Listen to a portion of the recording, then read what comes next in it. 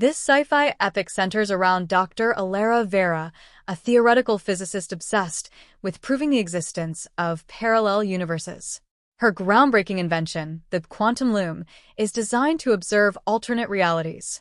However, a critical experiment goes awry, tearing the boundaries between universes. The unraveling of these threads exposes a multiverse of unimaginable complexity, each world with its own history, dangers, and mysteries. Chapter 1. The First Thread. The Echoing Void. Dr. Elara Vera stood alone in the sprawling expanse of the Quantum Research Facility. The air was thick with anticipation, humming faintly with the energy of machinery thrumming to life. Before her loomed the quantum loom, a lattice of golden conduits and shimmering plasma threads suspended in midair like a frozen lightning storm. For years, this machine had been her obsession, her masterpiece. Designed to probe the theoretical boundaries of space-time, the loom wasn't just meant to observe parallel worlds. It was built to reveal them, to tug at the edges of reality, and weave a clearer picture of the multiverse. Elara adjusted her neural interface, a sleek band glowing faintly against her temple. "Initiate Sequence 1, she commanded. Her voice was steady, though her heart raced with a mixture of pride and fear. The loom responded with a deep, resonant hum, the room vibrating with its power. On the screen before her, a single thread of light emerged in the center of the machine. It twisted and pulsed, as if alive, growing brighter by the second. "Thread integrity stable," said Eris, the facility's AI assistant. Its voice was calm but tinged with curiosity, almost human. "You are now viewing the first observed dimension, a confirmed alternate reality." Elara's breath hitched as the thread unraveled further, projecting a hazy image onto the viewing dome above. She saw a familiar city skyline, her own, but subtly different. The buildings were taller, sleeker, glowing faintly as if they were alive. Vehicles zipped through the air in smooth arcs, leaving trails of light in their wake. This was Earth, but not her Earth. "Incredible," she whispered.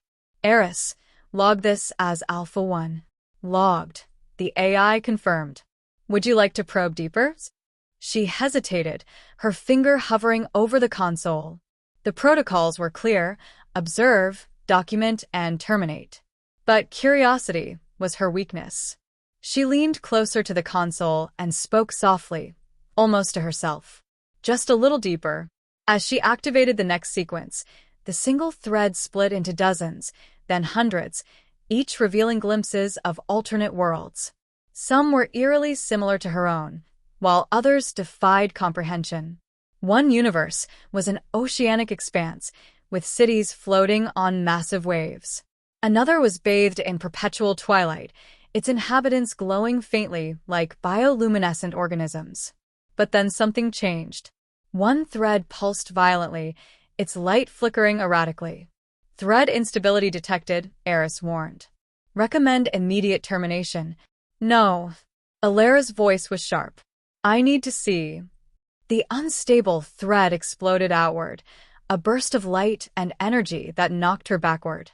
She hit the floor hard, the neural interface sparking as it disconnected. The room was filled with a deafening roar as the loom spun out of control, threads snapping and intertwining in chaotic patterns. "Elara," Eris said, its tone now urgent. "Reality destabilization imminent. Shutdown required." But Elara couldn't move. As her vision blurred, she saw something emerge from the tangled threads, a shadowy figure, humanoid but distorted, as though it were made of the very fabric of the multiverse itself. It turned toward her, its form rippling with unearthly energy. "Elara Vera," it said, its voice resonating directly in her mind. "You have torn the veil. Now you must face the consequences." And then everything went dark. Chapter 2. Threads of the Unknown. The quantum loom was silent now, its luminous threads dimmed, but the faint hum of residual energy lingered in the air. Elara sat at her desk, staring at the readouts from the machine, trying to make sense of what had happened. Her neural interface lay beside her, its casing cracked from the earlier surge. On the screen in front of her, Data scrolled endlessly. Measurements of energy fluctuations, dimensional shifts, and something unexplainable. Eris, she said finally, her voice hoarse. Run a full analysis of the anomaly. What caused the instabilities? The AI's response was uncharacteristically slow, as though it too struggled to process the events. Anomaly origin unknown, Eris replied. However, preliminary scans suggest external interference, patterns consistent with sentient manipulation. Elara froze. Sentient? You mean something or someone was influencing the Loom? Correct, Eris confirmed. The entity's energy signature remains faint but pervasive. Its presence persists within the Loom's threads.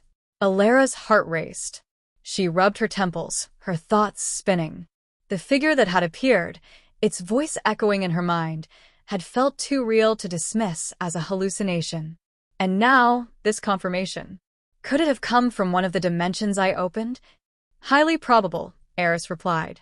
The dimensional rift established a two-way interaction. You observed the multiverse, and something observed you in return. A shiver ran down her spine. She turned back to the Loom. Its once vivid threads now appeared muted, as if retreating into themselves. Yet, as she approached, one faint strand glowed faintly, pulsing like a heartbeat. Eris, she said cautiously, can you isolate that thread? The AI hesitated. Isolation possible. However, I must advise against further interaction. Thread instability remains unresolved. Ignoring the warning, Elara reached out, her fingers hovering over the glowing strand. Her neural interface wasn't connected, but the moment she touched the thread, a jolt of energy surged through her, and her vision blurred. The vision. Elara found herself standing in a vast, open expanse. The ground beneath her shimmered like liquid silver, and the sky was a kaleidoscope of shifting colors. Around her, countless versions of herself flickered in and out of existence, some older, some younger, some unrecognizable. Each one moved independently, as though unaware of her presence. This is the thread space, a voice said behind her. She turned sharply to see the figure from before, the shadowy being made of swirling, multicolored light. It had no defined face, but its presence was overwhelming, commanding. You, she whispered. What are you? Why are you here? I am a keeper of the threads, it said. Your actions have disrupted the balance of the multiverse. By unraveling these threads, you risk collapsing entire realities. I didn't mean to, Elara started, but the keeper raised a hand. Intentions are irrelevant. The Loom has bound you to the fabric of existence. You must restore what you've undone, or face the unraveling of all things. Back to reality. Elara gasped as the vision ended, finding herself back in the lab, her hand still on the thread. It no longer pulsed, it was still lifeless. The warning echoed in her mind. Restore what you've undone. Eris, she said, her voice trembling, prepare the Loom for recalibration. I need to stabilize these threads, whatever it takes.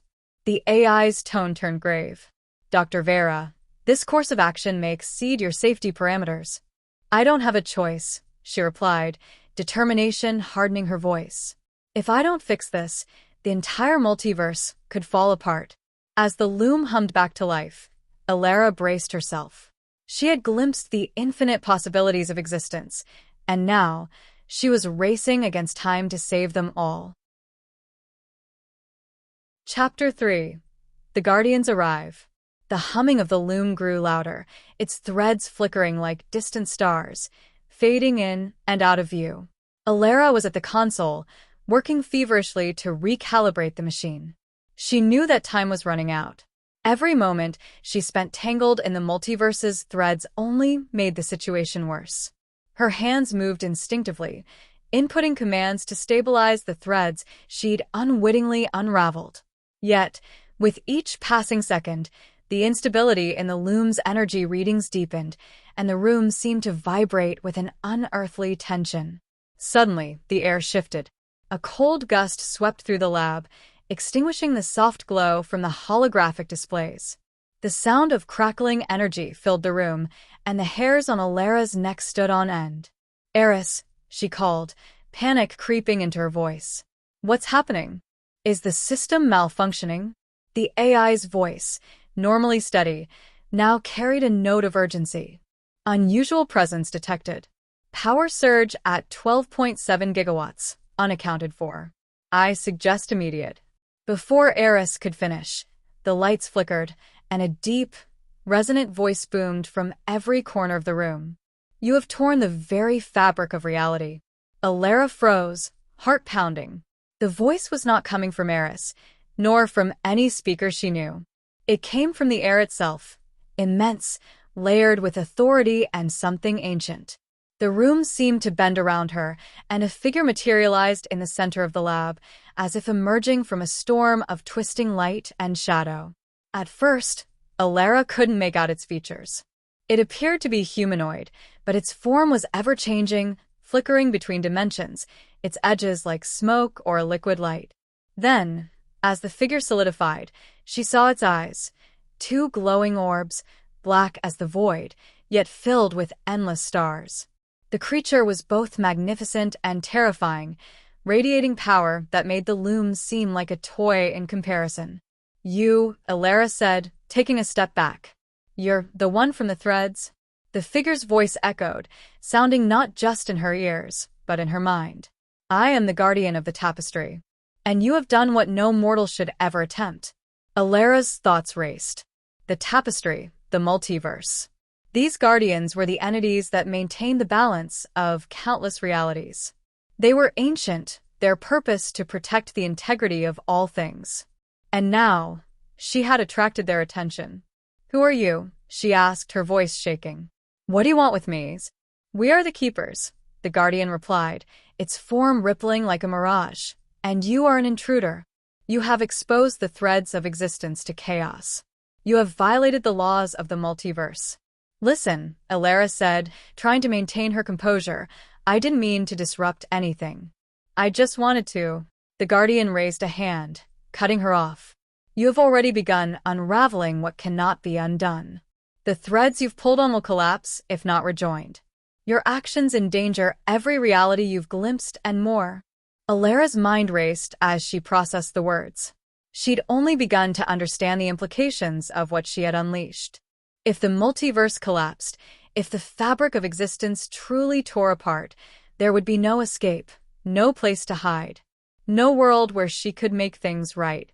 You don't understand, she said, desperation creeping into her voice. I didn't know what I was doing. I can fix this. I can stabilize the threads. Just give me a chance. The guardian's eyes pulsed with a cold, indifferent light. You have no power over the tapestry, Elara Vera. The damage you've caused cannot be corrected by mortal hands. Just as Elara's heart sank, a second figure appeared, this one less imposing but equally as strange. This guardian was shorter, its body more fluid, like a stream of energy that bent and warped in on itself. Its face was obscured, a mask of shifting symbols that seemed to tell an entire history in mere moments. Perhaps, the second guardian spoke, its voice softer but carrying the same weight. There is another way. Elara turned toward it, hope rising in her chest. You'll help me? The first guardian's eyes narrowed. You would offer aid to a being who has already violated the laws. The second guardian, unfazed, spoke again. The tapestry is not so fragile that it cannot be mended, but it requires more than the will of a single mortal. It requires a willingness to sacrifice, to bind together what has been torn.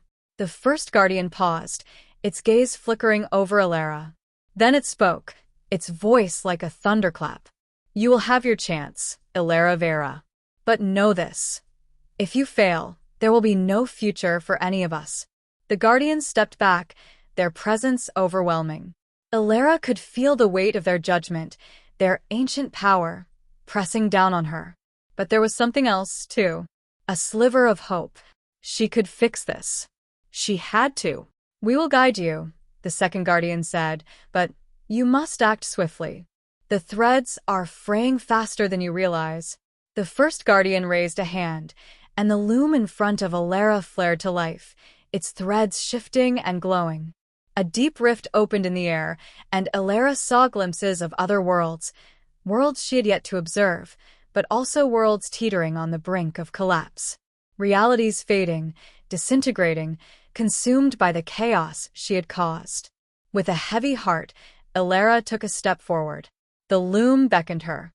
Time was running out, and she had no choice but to trust in the Guardians. They would be her guide, her protectors, but she knew the greatest burden rested on her shoulders. She reached out, her fingers brushing the threads once more, the weight of the multiverse pulling her into the unknown.